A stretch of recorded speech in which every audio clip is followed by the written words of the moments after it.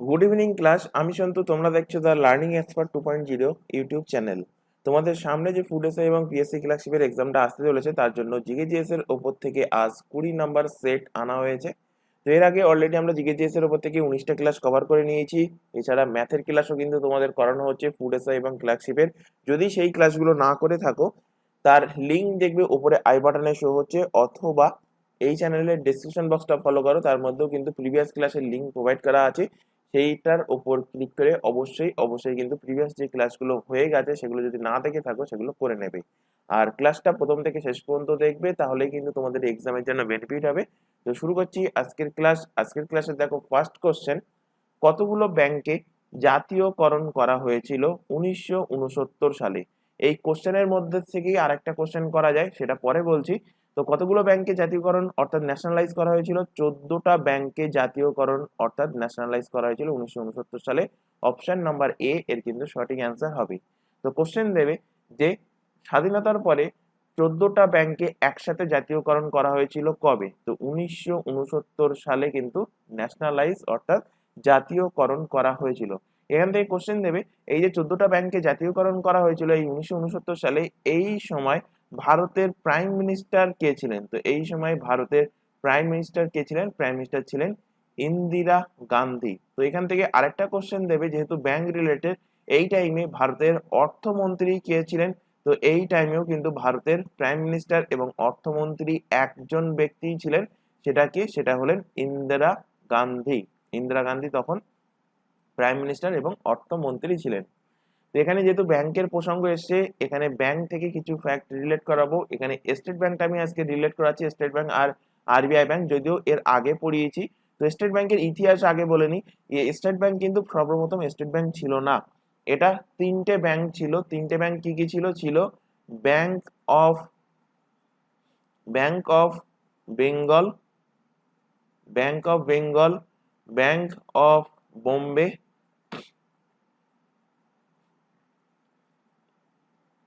R bank of Madras. এই তিনটে bank ছিল। এই তিনটে ব্যাংক 1921 সালে, কবে? 1921 সালে এই তিনটে ব্যাংক মার্জড হয়। কি হয়? মার্জড হয়। মার্জড হয়ে এই তিনটে ব্যাংকের একত্রে নাম হয় কি? নাম হয় ইম্পেরিয়াল ব্যাংক। ইম্পেরিয়াল ব্যাংক এদের নাম হয়। পরবর্তীতে এই ইম্পেরিয়াল ব্যাংক 1955 সালে ফার্স্ট জুলাই 1955 এসে এই ইম্পেরিয়াল ব্যাংকটা কি হয়? এই ইম্পেরিয়াল ব্যাংকটা জাতীয়করণ অর্থাৎ ন্যাশনালাইজ হয়। ন্যাশনালাইজ হয়, এর নাম হয় স্টেট ব্যাংক অফ ইন্ডিয়া। তাহলে স্টেট ব্যাংক অফ ইন্ডিয়ার কোশ্চেন দেবে যে পুরো নাম কি ছিল, আগের নাম কি ছিল? তো আগের নাম ছিল ইম্পেরিয়াল ব্যাংক। কোশ্চেনটা দিয়েছে তোমাদের কোনো একটা পুলিশের এক্সামে, কনস্টেবল কিংবা এসআই খেয়াল আসছে না, কিন্তু পুলিশের একটা এক্সামে কিন্তু রিসেন্টলি কোশ্চেনটা দিয়েছিল যে স্টেট ব্যাংকের পুরানো নাম কি ছিল? পুরানো নাম ছিল ইম্পেরিয়াল ব্যাংক। এই স্টেট ব্যাংকের এখন বর্তমান যিনি চেয়ারম্যান পদে নিযুক্ত আছেন, তার নাম কি? তার নাম হলো দীনেশ কুমার খাড়া। দীনেশ কুমার খাড়া। আর স্টেট ব্যাংকের হেডকোয়ার্টার কোথায়? হেডকোয়ার্টার মুম্বাইতে অবস্থিত। এখান থেকে আরেকটা ব্যাংক রিলেট করিয়ে দিই, যাকে ব্যাংকের ব্যাংক বলা হয়, অর্থাৎ আরবিআই। তো আরবিআই এর ফুল ফর্ম কি? আরবিআই এর ফুল ফর্ম হলো রিজার্ভ ব্যাংক অফ ইন্ডিয়া। এখান থেকে কোশ্চেন দেয় আরবিআই কবে এস্টাবলিশ হয়েছিল? এক্সাক্ট ডেট মাথায় রাখতে হবে। আরবিআই এস্টাবলিশ হয়েছিল 1 এপ্রিল 1935 সালে। আরবিআই এস্টাবলিশ হয়। কোন কমিটির সুপারিশে আরবিআই এস্টাবলিশ হয় সেটাও কিন্তু এক্সামে দিয়েছে, মাথায় রাখবে। হিল্টন ইয়ং কমিটির সুপারিশে আরবিআই এস্টাবলিশ হয়েছিল। আরবিআই এর হেডকোয়ার্টার কোথায় অবস্থিত? আরবিআই এর হেডকোয়ার্টার অবস্থিত মুম্বাইতে, এবং বর্তমানে আরবিআই এর যিনি গভর্নর পদে নিযুক্ত আছেন, তার নাম কি? তার নাম হলো শক্তিকান্ত দাস। তার নাম কি? তার নাম হলো শক্তিকান্ত দাস। শক্তিকান্ত দাস থেকে একটা রিসেন্ট ফ্যাক্ট মাথায় রাখবে, এনাকে একটা রিসেন্ট অ্যাওয়ার্ড দেওয়া হয়েছে। সেই অ্যাওয়ার্ডটা কি? অ্যাওয়ার্ড হলো governor of the year award. Governor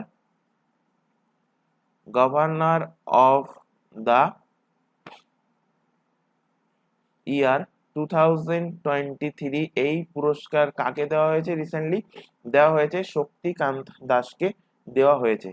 এখান থেকে ব্যাংকের প্রসঙ্গ যেহেতু এসছে, এখান থেকে আরেকটা কোশ্চেন রিলেট করিয়ে দিই, যে যদি কোশ্চেন দেয় যে অ্যাট প্রেজেন্ট বর্তমান টাইমে ব্যাংকের রেপো রেট কত, কোশ্চেনটা কিন্তু বহুবার দিয়েছে এবং এটা কিন্তু চেঞ্জ হয়ে থাকে। সুতরাং এক্সামের 10 দিন আগে তোমরা একটুখানি এটা গুগল থেকে সার্চ করে নেবে যে তখনকার রেপো রেট কত, সেই হিসেবে কারেকশন করে নেবে।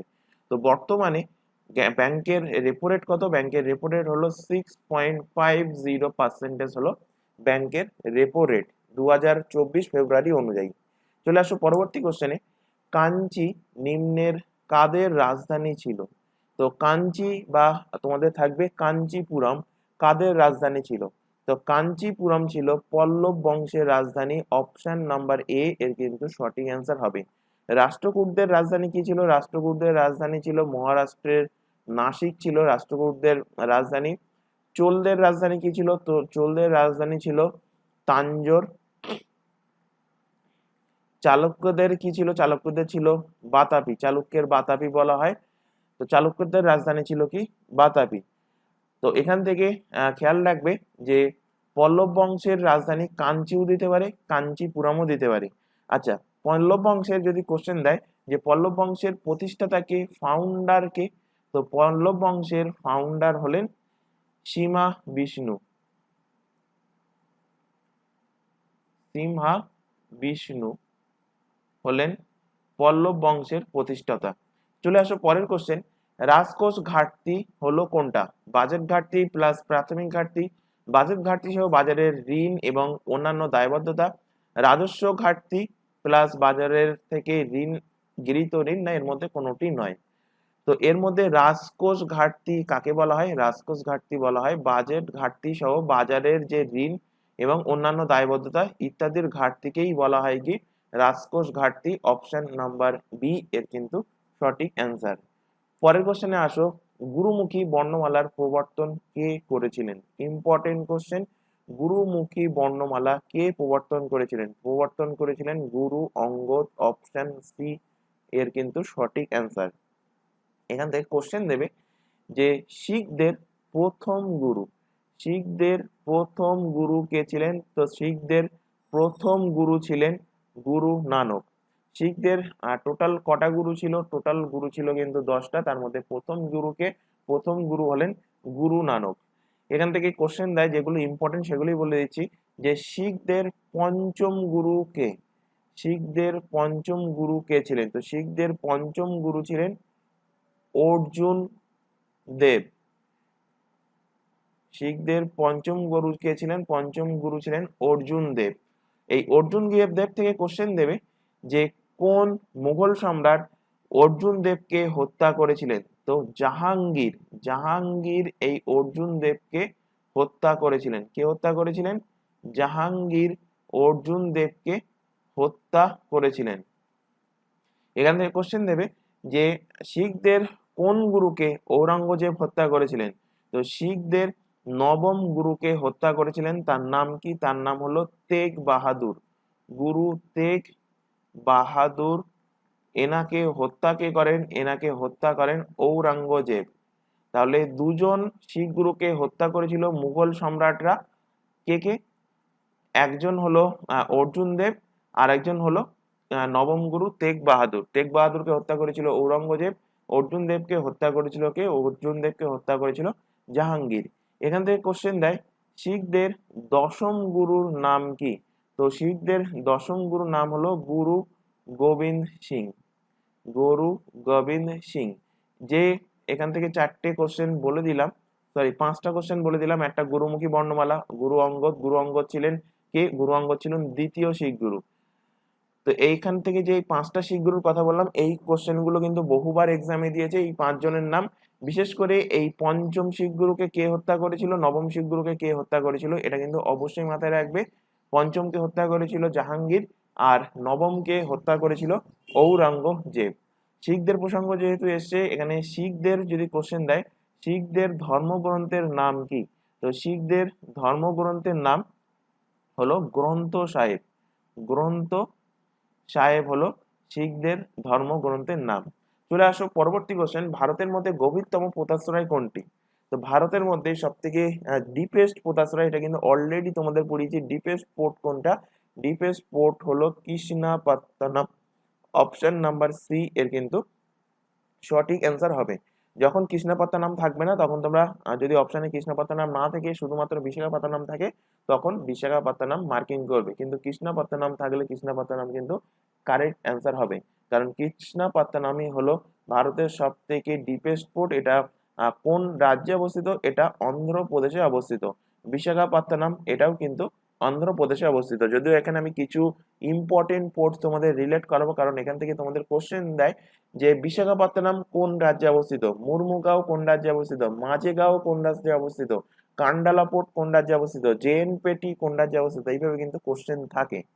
তো এখান থেকে ফার্স্টে রিলেট করো, যদি কোশ্চেন দেয় যে India's largest and natural port কোনটা? India's largest and natural port কোনটা? তো সেটা হবে মুম্বাই পোর্ট। মুম্বাই পোর্ট হলো ভারতের সব থেকে বড় এবং স্বাভাবিক পোতাশ্রয়, যেটা কিন্তু ট্যাক্স ফ্রি পোর্ট, অর্থাৎ শুল্ক মুক্ত বন্দর। ট্যাক্স ফ্রি পোর্ট, শুল্ক শুল্ক মুক্ত বন্দর হলো মুম্বাই পোর্ট। এবার এখানে কিছু পোর্ট রিলেট করাচ্ছি, যেমন কান্ডালা পোর্ট। কান্ডালা পোর্টের আরেকটা নতুন নাম হয়েছে, সেটা কি? দীনদয়াল উপাধ্যায় পোর্ট। দীনদয়াল উপাধ্যায় পোর্ট। এটা কোথায়, কোন রাজ্যে অবস্থিত? এটা গুজরাটে অবস্থিত।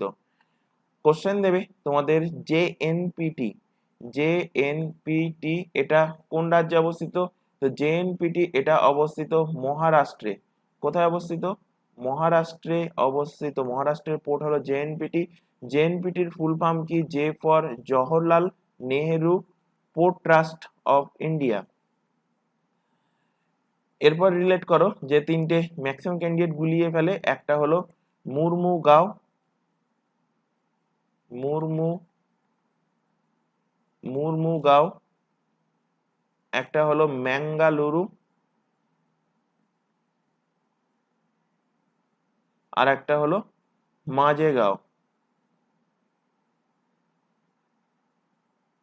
এই তিনটে কিন্তু ম্যাক্সিমাম ক্যান্ডিডেট গুলিয়ে যায়। তো মুরমুগাঁও যে পোর্টটা, এটা কোন রাজ্যে অবস্থিত? মুরমুগাঁও অবস্থিত গোয়াতে, মাথায় রাখবে, গোয়াতে অবস্থিত মুরমুগাঁও। ম্যাঙ্গালুরু কর্ণাটকে অবস্থিত, ম্যাঙ্গালুরু। আর মাঝেগাঁও এটা অবস্থিত কোথায়? এটা অবস্থিত মহারাষ্ট্রে। অবস্থিত মাঝেগাঁও। তো মুরমুগাঁও গোয়া, এইটা কিন্তু বহুবার এক্সামে দিয়েছে। মুরমুগাঁও পোতাশ্রয় কোন রাজ্যে অবস্থিত? অবস্থিত গোয়াতে। ম্যাঙ্গালুরু কর্ণাটকে, মাঝেগাঁও অবস্থিত মহারাষ্ট্রে। কোশ্চেন দেবে এখান থেকে যে ভারতের প্রথম সেমি প্রাইভেট যে পোর্ট, সেমি প্রাইভেট পোর্টের নাম কি, বা সেমি প্রাইভেট বা কর্পোরেট পোর্টের নাম কি? তো সেটা হলো এন্নোর। এন্নোর কোন রাজ্যে? এন্নোর তামিলনাড়ুতে অবস্থিত। এটা ভারতের প্রথম ভারতের ভারতের প্রথম কর্পোরেট পোর্ট। কর্পোরেট ভারতের প্রথম কর্পোরেট পোর্ট বা সেমি প্রাইভেট পোর্ট। এখান থেকে কোশ্চেন দেবে, অপশনেই ছিল পারাদ্বীপ। পারাদ্বীপ কোন রাজ্যে অবস্থিত? পারাদ্বীপ অবস্থিত ওড়িশাতে। অবস্থিত পারাদ্বীপ। আর মাঝেগাঁও বলে দিলাম, মাঝেগাঁও অবস্থিত কোথায়? মহারাষ্ট্রে। তো এই পোর্টগুলো কোথায়, কোন রাজ্যে অবস্থিত, এগুলো কিন্তু অবশ্যই মাথায় রাখবে। এখান থেকে কোশ্চেন দেবে। বিশাখাপত্তনম এটাও কিন্তু অবস্থিত অন্ধ্রপ্রদেশে।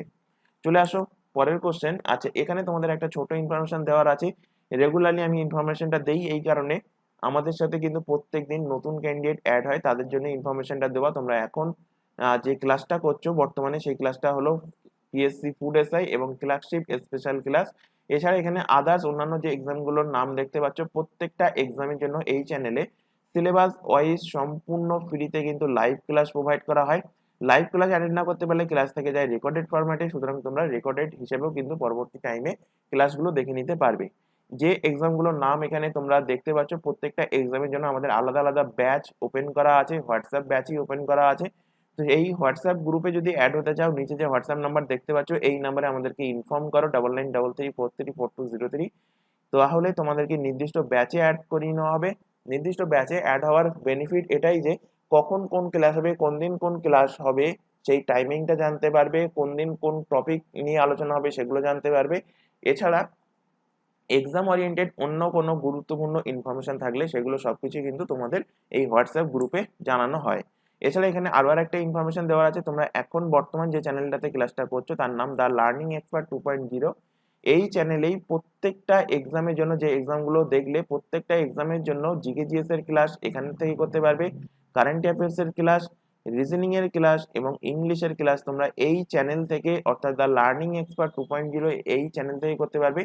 কিন্তু ম্যাথের ক্লাসের জন্য তোমাদের আরো আরেকটা চ্যানেল সার্চ করতে হবে, চ্যানেলের নাম হলো ম্যাথস বাই সন্তু স্যার। এই চ্যানেলে অলরেডি ম্যাথের ক্লাস শুরু হয়ে গেছে, ম্যাথের ফাউন্ডেশন ব্যাচ শুরু হয়ে গেছে। তাই প্রত্যেককে বলছি চ্যানেল দুটোকে সাবস্ক্রাইব করে রাখো এবং তোমাদের সামনে যে এক্সাম গুলো আসতে চলেছে সেই এক্সামের জন্য প্রিপারেশন এই দুটো চ্যানেল থেকে নিতে থাকো।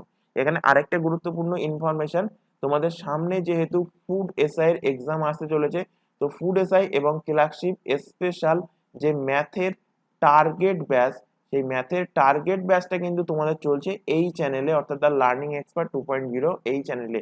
তো খেয়াল রাখবে ম্যাথের টার্গেট ব্যাচ ফুড এসআই এবং পিএসসি ক্লার্কশিপের জন্য এই চ্যানেল থেকে করে নেবে।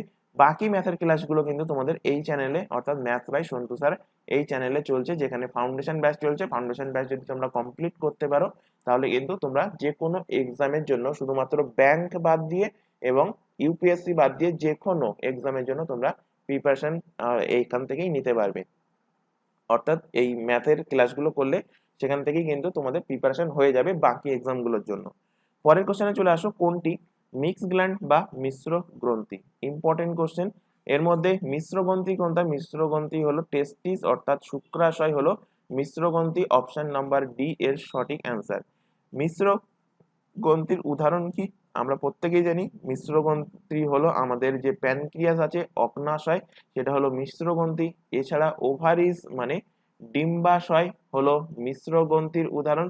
এছাড়া শুক্রাশয় অর্থাৎ টেস্টিস হলো মিশ্র গ্রন্থির উদাহরণ। তাহলে মিক্স গ্ল্যান্ড কোনটা কোনটা? অগ্নাশয়, ডিম্বাশয়, শুক্রাশয়। তো এর মধ্যে দেখো শুধুমাত্র শুক্রাশয় অপশনে ছিল, তো শুক্রাশয় এর কারেক্ট অ্যান্সার হবে। এখান থেকে আমি যদি রিলেট করাই যে অন্তঃক্ষরা গ্রন্থি আর বহিঃক্ষরা গ্রন্থি, তাহলে ক্লিয়ার হয়ে যাবে যে কোনগুলো অন্তঃক্ষরা গ্রন্থি কোনগুলো বহিঃক্ষরা গ্রন্থি। অন্তঃক্ষরা গ্রন্থিকে বলা হয় ইংলিশে এন্ডোক্রাইন গ্ল্যান্ড।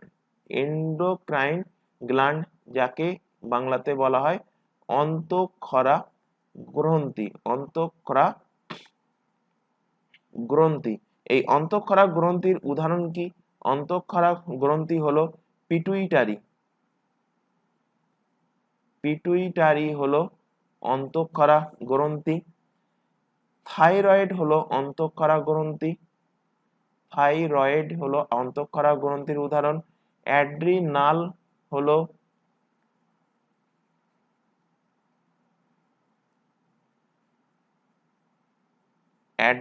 হলো অন্তঃক্ষরা গ্রন্থির উদাহরণ।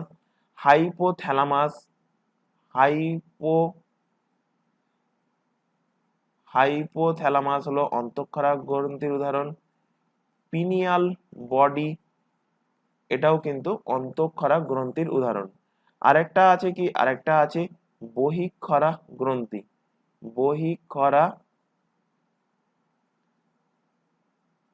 বহিঃক্ষরা গ্রন্থি যাকে ইংলিশে বলা হয় কি? Exocrine gland. তো বহিঃক্ষরা গ্রন্থির উদাহরণ কি কি? বহিঃক্ষরা গ্রন্থির উদাহরণ হলো আমাদের যে ঘাম হয় ঘর্ম গ্রন্থি থেকে, তো ঘর্ম গ্রন্থি হলো বহিঃক্ষরা গ্রন্থির উদাহরণ। লালা গ্রন্থি হলো বহিঃক্ষরা গ্রন্থির উদাহরণ। অশ্রু গ্রন্থি হলো আমাদের চোখের ওপরে থাকে অশ্রু গ্রন্থি, যেখান থেকে চোখে আমরা যে কাঁদার সময় যে জলটা আসে বা চোখে যে জলটা আসে সেটা কোথা থেকে আসে? অশ্রু গ্রন্থি থেকে। এছাড়া ম্যামারি গ্ল্যান্ড অর্থাৎ দুগ্ধ গ্রন্থি হলো ম্যামারি গ্ল্যান্ড দুগ্ধ গ্রন্থি হলো কি বহিঃকারা অর্থাৎ এক্সোক্রাইন গ্ল্যান্ডের উদাহরণ। এখান থেকে রিলেট করো, যদি কোশ্চেন দেয় যে হিউম্যান বডিতে সব থেকে স্মলেস্ট সব থেকে ছোট গ্রন্থির নাম কি, আর সব থেকে বড় সব থেকে লার্জেস্ট গ্রন্থির নাম কি। তো হিউম্যান বডিতে সব থেকে বড় যে গ্রন্থি, লার্জেস্ট গ্রন্থি, সেটা কি, সেটা হলো লিভার অর্থাৎ যকৃৎ। আর সব থেকে ছোট গ্ল্যান্ড, ছোট গ্রন্থির নাম কি, ছোট গ্ল্যান্ডের নাম হলো পিনিয়াল গ্ল্যান্ড। পিনিয়াল গ্ল্যান্ড বা পিনিয়াল গ্রন্থি যেটা আমাদের মাথায় থাকে, এটা হলো শরীরের সব থেকে ছোট গ্ল্যান্ড। চলে আসো পরের কোশ্চেন, সুষুম্না কাণ্ডের দৈর্ঘ্য কত হয়। তো সুষুম্না কাণ্ডের দৈর্ঘ্য অ্যাপ্রক্স হয় কত, 45 সেন্টিমিটার হয়ে থাকে অ্যাপ্রক্স। অপশন নাম্বার এ এর কিন্তু সঠিক অ্যান্সার হবে। অনেক বইতে তোমরা পাবে 43 সেন্টিমিটার, তো 43 থাক বা 45 থাক, যেটা থাকবে সেটা কিন্তু সঠিক অ্যান্সার হবে। চলে আসো পরের কোশ্চেন, গান্ধীজিকে কে ওল্ড রাস্কেল বলেছেন। তো গান্ধীজিকে ওল্ড রাস্কেল বলেছেন কে, বলেছেন চার্চিল। অপশন নাম্বার সি এর কিন্তু সঠিক অ্যান্সার হবে। তো খেয়াল করো, প্রথম গোল টেবিল বৈঠক হয়েছিল কবে, প্রথম গোল টেবিল বৈঠক হয়েছিল 1930 সালে। এই প্রথম গোল টেবিল বৈঠকে কংগ্রেস কিন্তু অংশগ্রহণ করেনি, কিন্তু এরপর কংগ্রেস যাতে অংশগ্রহণ করে 1931 সালে একটা চুক্তি হয়েছিল কংগ্রেস এবং ইংরেজদের মধ্যে, অর্থাৎ গান্ধীজির মধ্যে এবং আরউইনের মধ্যে। তাকে কি বলা হয়, তাকে বলা হয় গান্ধী আরউইন, গান্ধী আরউইন চুক্তি। এই গান্ধী আরউইন প্যাক্ট বা গান্ধী আরউইন চুক্তির জন্য সেখানে ঠিক হয় যে কংগ্রেস এই গোল টেবিল বৈঠকে অংশগ্রহণ করবে, যেটা লন্ডনে চলছে। তো কংগ্রেস 1931 সালে সেই গোল টেবিল বৈঠকে যোগদান করে, অর্থাৎ গান্ধীজি যোগদান করে, এবং গান্ধীজি যখন সেখানে যোগদান করেছিল তিনি খাদির কাপড় পরে গিয়েছিলেন, সেই কারণে তাকে দেখে বলা হয়েছিল যে ওল্ড রাস্কেল, অর্থাৎ অর্ধ নগ্ন ফকির, অর্ধ নগ্ন ফকির। এই অর্ধ নগ্ন ফকির বা ওল্ড রাস্কেল গান্ধীজিকে কে বলেছেন, গান্ধীজিকে বলেছেন চার্চিল বলেছেন। কে বলেছেন, চার্চিল বলেছিলেন। এছাড়া গান্ধীজিকে আরো দুটো উক্তি করা হয়েছিল, গান্ধীজিকে বলা হয় মিকি মাউস। তো গান্ধীজিকে কোশ্চেন দেবে মিকি মাউস কে বলেছেন, গান্ধীজিকে মিকি মাউস বলেছেন সরোজিনী নাইডু। কে বলেছেন, সরোজিনী নাইডু গান্ধীজিকে মিকি মাউস বলেছেন। এছাড়া গান্ধীজিকে one man frontier army, one man one man frontier army কে বলেছেন, গান্ধীজিকে বলেছেন লর্ড মাউন্টব্যাটেন। কে বলেছেন, লর্ড মাউন্টব্যাটেন বলেছিলেন গান্ধীজিকে ওয়ান ম্যান ফ্রন্টিয়ার আর্মি। তাহলে অর্ধনগ্ন ফকির, এই কোশ্চেনটা কিন্তু ইম্পর্টেন্ট, বহুবার এক্সামে দিয়েছে। গান্ধীজিকে কে অর্ধনগ্ন ফকির বা ওল্ড রাস্কেল বলেছেন, বলেছেন চার্চিল। আর ওয়ান ম্যান ফ্রন্টিয়ার আর্মি কে বলেছেন, বলেছেন লর্ড মাউন্টব্যাটেন। পরের কোশ্চেনে চলে আসো, ইন্ডিয়া ওয়ার অফ ইন্ডিপেন্ডেন্স এই গ্রন্থটা কে লিখেছে, লিখেছে Vinayak Damodar Savarkar, VD Savarkar. Option number A এর কিন্তু সঠিক অ্যান্সার হবে। জাস্ট অনলাইনার ফরম্যাটে মাথায় রাখবে, তিনি লিখেছেন ইন্ডিয়ান ওয়ার অফ ইন্ডিপেন্ডেন্স। পরের কোশ্চেনে চলে আসো, ভারতের প্রথম চিনির কারখানা কোথায় স্থাপিত হয়েছিল। তো চিনির কারখানা ভারতের প্রথম স্থাপিত হয়েছিল কোথায়, উত্তরপ্রদেশ। উত্তরপ্রদেশের কোথায়, প্রতাপপুরে 1903 সালে ভারতের প্রথম চিনির কারখানা তৈরি হয়েছিল। এখান থেকে কোশ্চেন দেবে যে largest producer of sugarcane in the world, largest producer of sugarcane, sugarcane মানে কি, সুগার কেন মানে আখ। Largest producer of sugarcane in world, in the world কোন দেশ, সেটা হয়ে যাবে ব্রাজিল। ব্রাজিলে সব থেকে বেশি কিন্তু সুগার কেন উৎপাদিত হচ্ছে। এবং কোশ্চেন দেবে largest producer of, sorry second largest producer of sugarcane in the world যদি কোশ্চেন দেয়, তখন অ্যান্সার হবে কি, তখন অ্যান্সার হবে ইন্ডিয়া। তো ভারত কিন্তু আখ উৎপাদনে দ্বিতীয় স্থানে রয়েছে, প্রথম স্থানে রয়েছে কি, প্রথম স্থানে রয়েছে ব্রাজিল। এবার এখান থেকে কোশ্চেন দেবে যে ইন্ডিয়ার মধ্যে সব থেকে বেশি প্রডিউসিং করে, সব থেকে লার্জেস্ট প্রডিউসিং করে কোন স্টেট, লার্জেস্ট স্টেট সেটা কোনটা, সেটা হয়ে যাবে মহারাষ্ট্র। আগে কিন্তু উত্তরপ্রদেশ ছিল, রিসেন্টলি চেঞ্জ হয়ে মহারাষ্ট্র কিন্তু আখ উৎপাদনে ভারতের প্রথম স্থান অধিকার করেছে। 138 মেট্রিক টন মতো আখ কিন্তু মহারাষ্ট্র উৎপাদন করেছিল। সেকেন্ড পজিশনে কে আছে? সেকেন্ড পজিশনে আছে উত্তরপ্রদেশ, ইউপি। আর আখ উৎপাদনে থার্ড পজিশনে কে আছে? থার্ড পজিশনে আছে কর্ণাটক রাজ্য। কর্ণাটক রাজ্য হলো আখ উৎপাদনে তৃতীয় পজিশনে আছে। চলে আসো পরের কোশ্চেন, কমিউনিস্ট পার্টি কোথায় গঠিত হয়েছিল? তো কমিউনিস্ট পার্টি গঠিত কোথায় হয়েছিল? হয়েছিল তাশখান্দে গঠিত হয়েছিল। অপশন নাম্বার সি এর সঠিক অ্যান্সার। ভারতের কমিউনিস্ট পার্টির মতে কমিউনিস্ট যে দল, সেই দলের গঠন কবে হয়েছিল কোশ্চেন দেবে।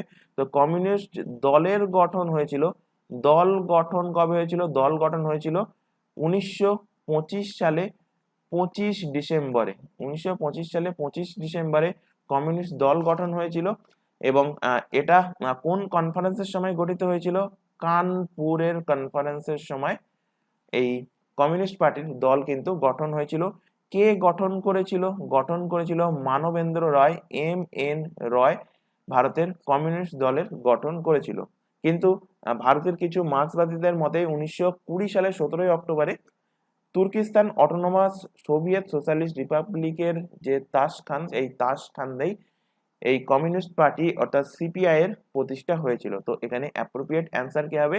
অ্যাপ্রোপ্রিয়েট অ্যান্সার হবে তাশখান্দে কমিউনিস্ট পার্টির গঠন হয়েছিল।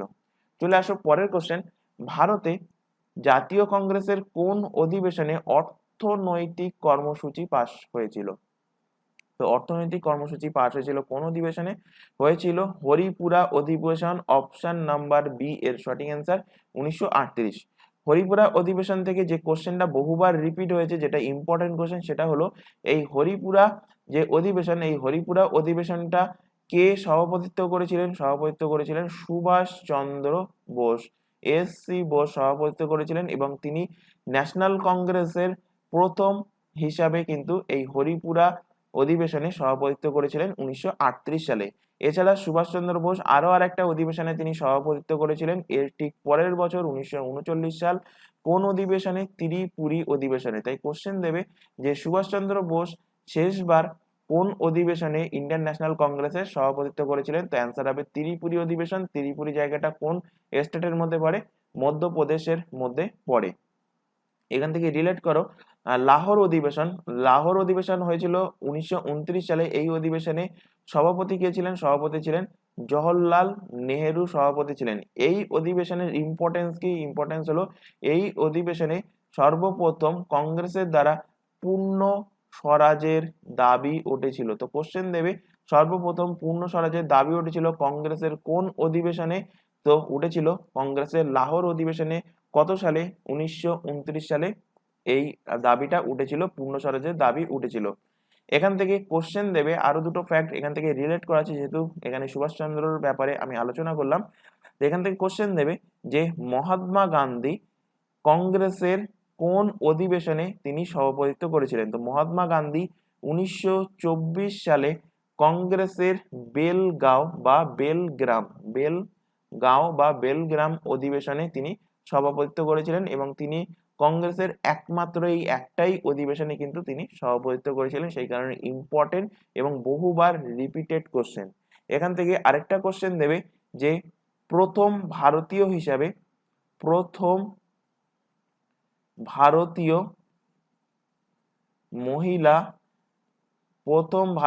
মহিলা হিসাবে কংগ্রেসের সভাপতিত্ব আইএনসির প্রেসিডেন্ট কে হয়েছিলেন? তো আইএনসির প্রেসিডেন্ট হয়েছিলেন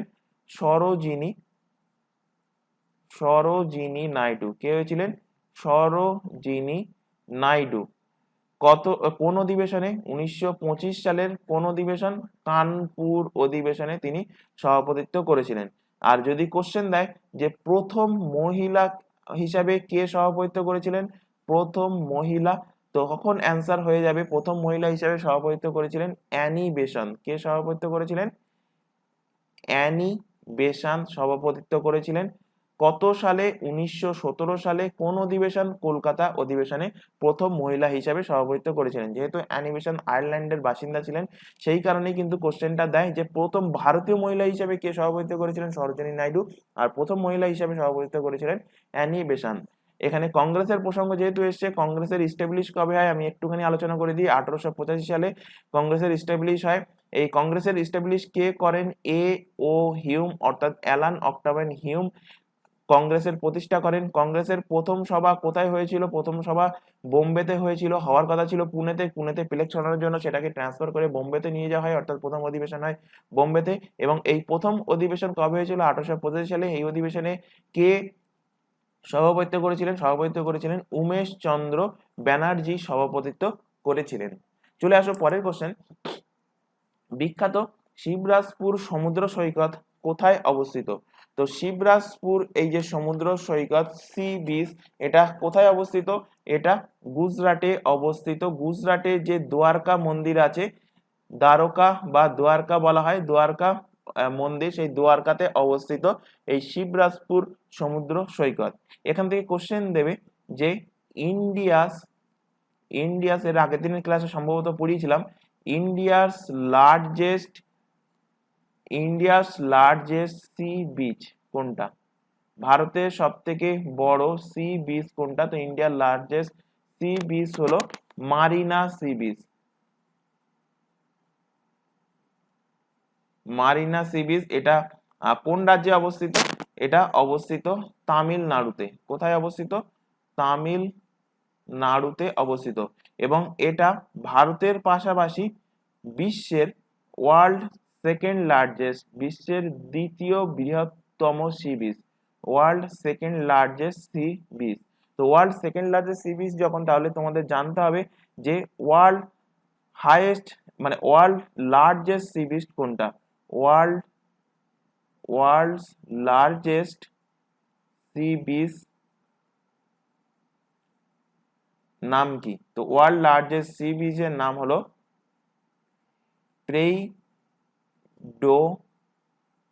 প্রেইডো ক্যাসিনো। এটা কোন দেশে অবস্থিত? ব্রাজিলে অবস্থিত। যেটা বিশ্বের মধ্যে সব থেকে বড় সি বিচ। আর ইন্ডিয়ার মারিনা সি বিচ যেটা তামিলনাড়ুতে অবস্থিত, সেটা ওয়ার্ল্ড সেকেন্ড লার্জেস্ট, এছাড়া ইন্ডিয়ার লার্জেস্ট সি বিচ। চলে আসো পরের কোশ্চেন। কলকাতা বিশ্ববিদ্যালয়ের প্রথম ভাইস চ্যান্সেলর কে? তো কলকাতা বিশ্ববিদ্যালয়ের প্রথম ভাইস চ্যান্সেলর ছিলেন sir Gurudas Bandyopadhyay. Option number B এর কিন্তু সঠিক অ্যান্সার হবে। জাস্ট অনলাইনার ফরম্যাটে কোশ্চেনটা মাথায় রাখবে। এখান থেকে যদি কোশ্চেন দেয় যে ফার্স্ট ভাইস, এখানে কোশ্চেন দিয়েছে, কোশ্চেনটা খেয়াল করো যে প্রথম ভারতীয় ভাইস চ্যান্সেলর কে ছিলেন কলকাতা বিশ্ববিদ্যালয়। যদি ভারতীয় না দিয়ে যদি কোশ্চেন দেয় যে কলকাতা বিশ্ববিদ্যালয়ের ফার্স্ট ভাইস চ্যান্সেলর কে ছিলেন? কলকাতা বিশ্ববিদ্যালয়ের ফার্স্ট ভাইস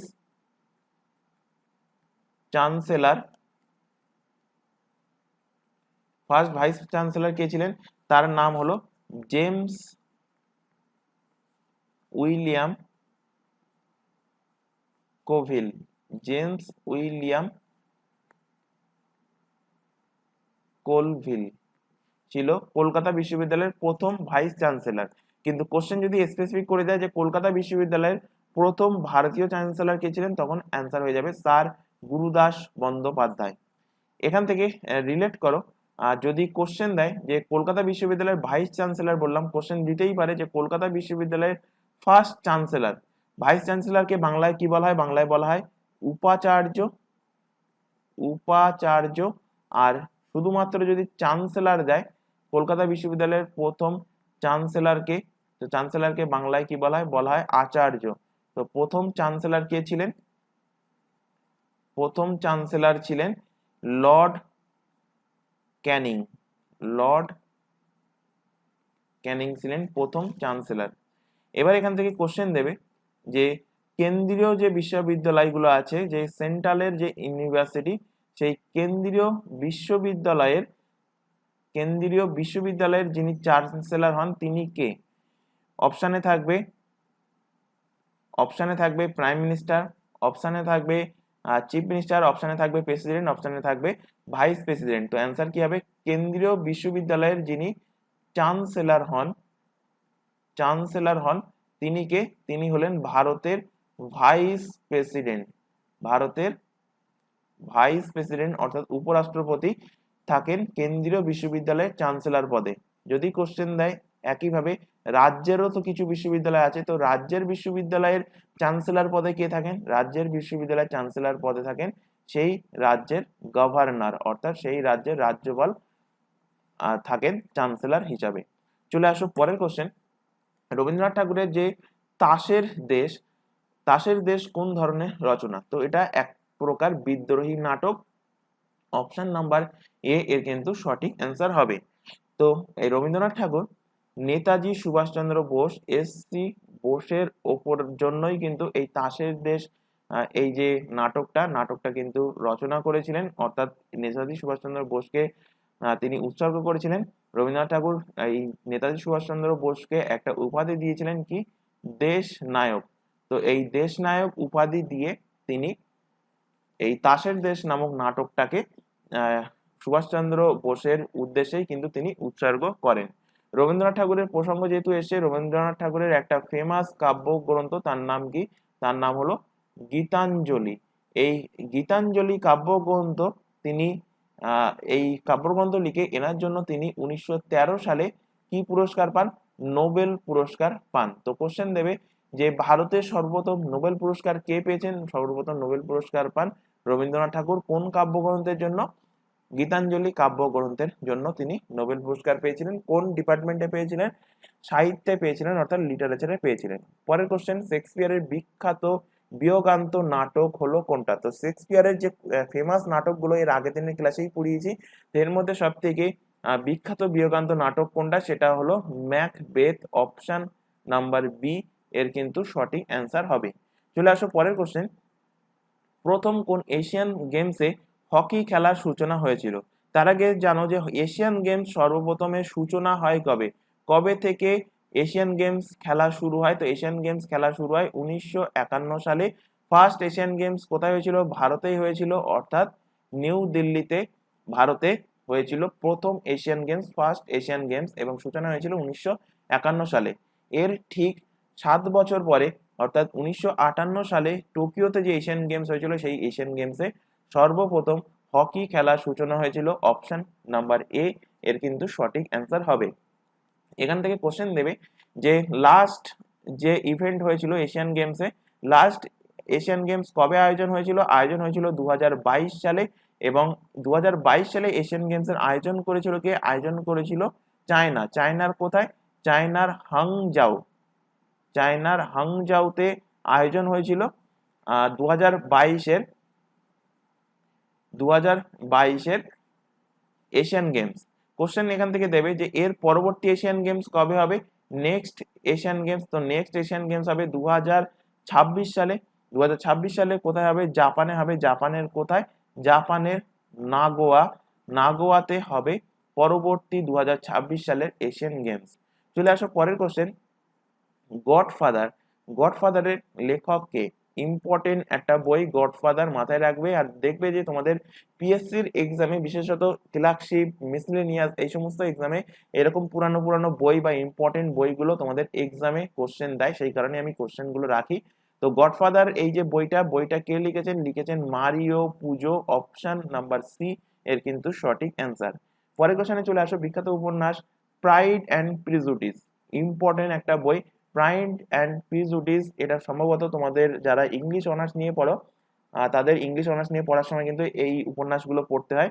তো এই বইটা কে লিখেছেন? এই বইটা লিখেছেন Jane Austen. Option number D এর কিন্তু সঠিক অ্যান্সার হবে। এখানে চার্লস ডিকেন্স থেকে রিলেট করো, পড়িয়েছি। চার্লস ডিকেন্সের লেখা ফেমাস বই কি? ফেমাস বই হলো অলিভার টুইস্ট। অলিভার টুইস্ট কার লেখা? চার্লস ডিকেন্সের লেখা। লিও টলস্টয়ের লেখা ফেমাস বই হলো war and peace. War and peace হলো লিও টলস্টয়ের লেখা ফেমাস বুক। চলে আসো পরের কোশ্চেন। জানুয়ারি 2023-এ ভারতের প্রথম কোন রাজ্য সম্পূর্ণ ডিজিটাল ব্যাংকিং পরিষেবা কার্যকারী করেছে? তো প্রথম কোন রাজ্য কার্যকারী করেছে? প্রথম কার্যকারী করেছে কেরালা, অপশন নাম্বার ডি এর কিন্তু সঠিক অ্যান্সার। কেরালার ক্যাপিটাল কি? কেরালার ক্যাপিটাল হলো, সব থেকে বড় নাম বলেছিলাম কি, তিরুবানান্তপুরম।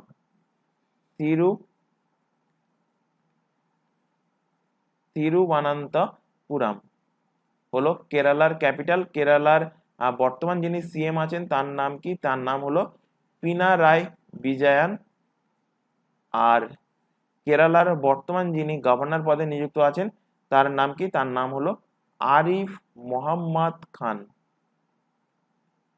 আরিফ মোহাম্মদ খান হলো কেরালার বর্তমান গভর্নর। চলে আসো পরের কোশ্চেনে। সাম্প্রতিক কোন মহিলা ক্রিকেটারের ব্রোঞ্জ মূর্তি সিডনি ক্রিকেট গ্রাউন্ডে স্থাপন করা হয়েছে? তো স্থাপন করা হয়েছে বেলিন্দা ক্লার্কের মূর্তি, অপশন নাম্বার সি এর সঠিক অ্যান্সার। ইনি একজন অস্ট্রেলিয়ান মহিলা ক্রিকেটার। চলে আসো পরের কোশ্চেন। সাম্প্রতি কোন চলচ্চিত্র অভিনেতা বা অভিনেত্রী জয়পুর আন্তর্জাতিক চলচ্চিত্র উৎসবে লাইফ টাইম অ্যাচিভমেন্ট অ্যাওয়ার্ডে ভূষিত হয়েছেন? তো লাইফ টাইম অ্যাওয়ার্ডে জয়পুর আন্তর্জাতিক চলচ্চিত্র লাইফ টাইম অ্যাওয়ার্ডে কে ভূষিত হয়েছেন? তো ভূষিত হয়েছেন অপর্ণা সেন। জাস্ট অনলাইনার ফরম্যাটের নামটা মাথায় রাখবে।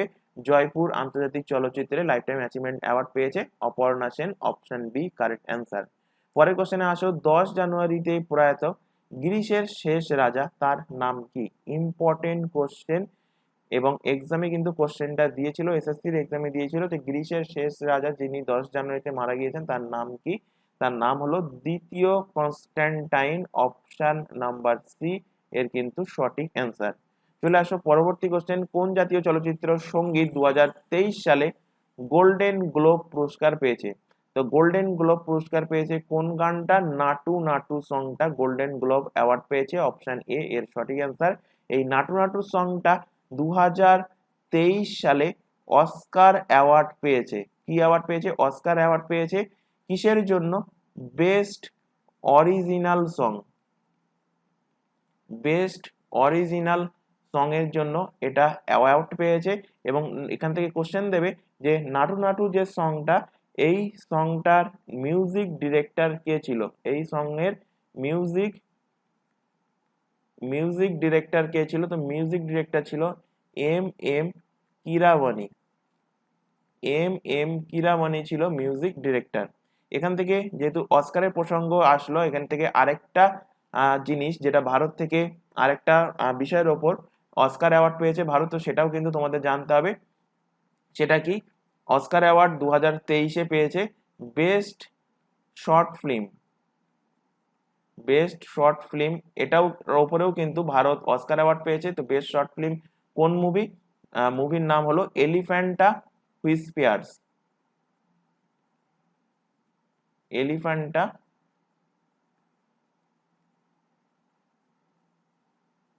হুইসপিয়ার্স হলো এই শর্ট ফিল্মটার নাম, যেটার উপরে ভারত 2023 সালে বেস্ট শর্ট ফিল্মের জন্য অস্কার অ্যাওয়ার্ড জিতেছে। এবং গানের জন্য সেই গানটা কি? সেই গানটা হলো নাটু নাটু সং। এটার জন্য কিন্তু অ্যাওয়ার্ডটা পেয়েছে। এই নাটু নাটু সংটা কোন মুভিতে? এটা হলো আর মুভি, একটা সাউথের মুভি। এই মুভিতে এই গানটা কিন্তু করা হয়েছিল। চলে আসো পরের কোশ্চেন, এবং আজকের ক্লাসের লাস্ট কোশ্চেন। নকশা বা ডিজাইনের জন্য কোন প্রোগ্রাম ব্যবহার করা হয়? তো নকশা বা প্রোগ্রামের জন্য, ডিজাইনের জন্য যে প্রোগ্রামটা ব্যবহার করা হয় সেটা হলো অটোকাড, অপশন নাম্বার সি এর কিন্তু সঠিক অ্যান্সার হবে। তো আশা করি আজকের ক্লাসে যে কোশ্চেনগুলো রাখা হয়েছে প্রত্যেকটা কোশ্চেন ক্লিয়ার হয়েছে। যদি কোথাও ডাউট থেকে থাকে সেটা অবশ্যই কমেন্ট বক্সে কমেন্ট করে জানাবে। এবং প্রত্যেককে বলছি এই ক্লাসের পাশাপাশি তোমরা কারেন্ট অ্যাফেয়ার্সের ক্লাসটা করবে। এর ছাড়া ম্যাথের যে ক্লাসগুলো চলছে সেই ক্লাসগুলো কিন্তু অবশ্যই করবে। তো আজকের ক্লাস আমরা এখানে শেষ করছি। ক্লাস ভালো লাগলে অবশ্যই ক্লাসগুলোকে লাইক করবে, তোমার বন্ধু বান্ধবের মধ্যে শেয়ার করবে যারা পিএসসি, ফুড এসআই, ক্লার্কশিপ বা আদার্স অন্যান্য কম্পিটিটিভ এক্সামের জন্য প্রিপারেশন নিচ্ছে। তো আজকের ক্লাস এই পর্যন্ত। নেক্সট দেখা হবে পরবর্তী ক্লাস নিয়ে। Thank you.